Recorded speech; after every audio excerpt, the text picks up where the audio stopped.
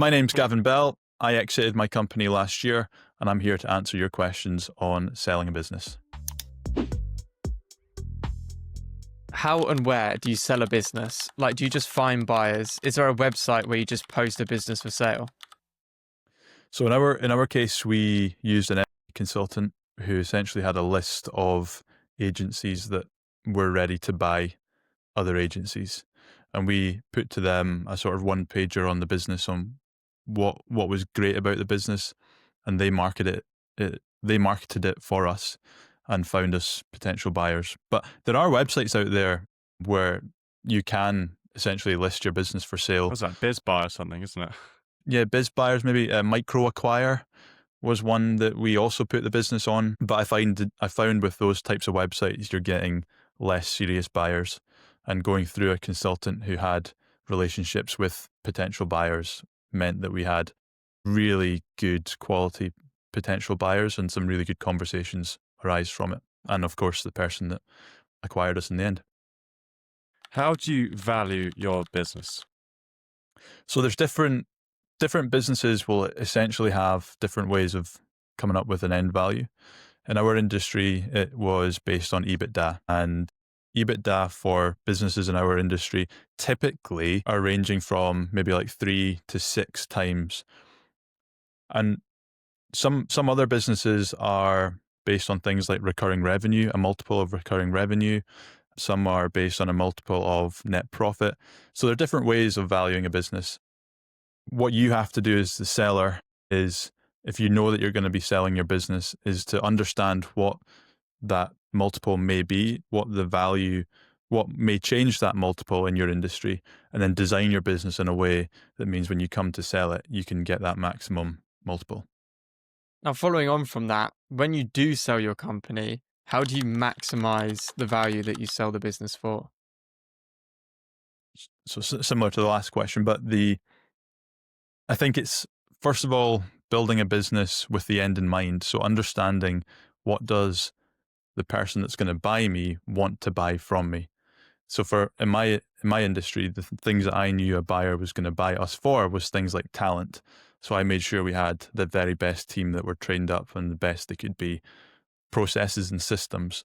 So I ensured that we had our own processes and systems that meant that clients were almost guaranteed to get a great level of service. And then, of course, customers and revenue and money. So we made sure that we had a nice widespread of customers. We didn't have things like a small number of customers that took up a huge amount of our revenue. We had a very wide spread, which reduces the risk for the business. And then things like contracts in place. So ensuring that all team members and customers are contracted in, so that essentially the person that's buying us, you're trying to limit and reduce the risk to them as much as possible. I'm lucky enough to be selling my business this time. What is something I should be aware of? Are there any things that caught you out when you were going through this process?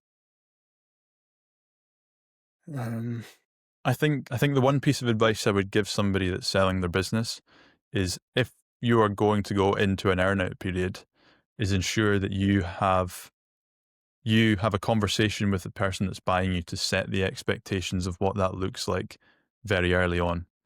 Because if you have an earnout period, that earnout period is going to be based on some level of performance, and that's fine.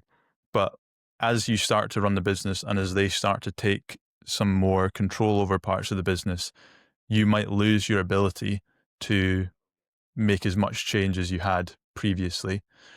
And so that may end up changing what happens from the earnout.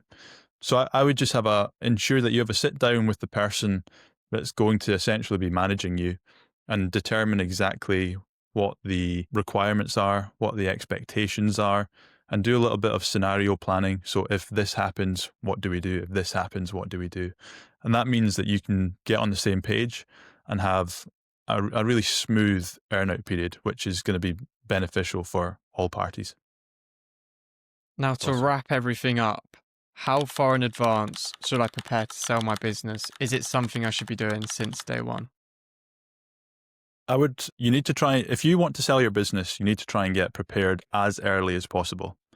So if you can do that on day one and you are building a business from the ground up to sell, that's that's the ultimate goal, because you can make every decision based on the fact of what does a seller want to do.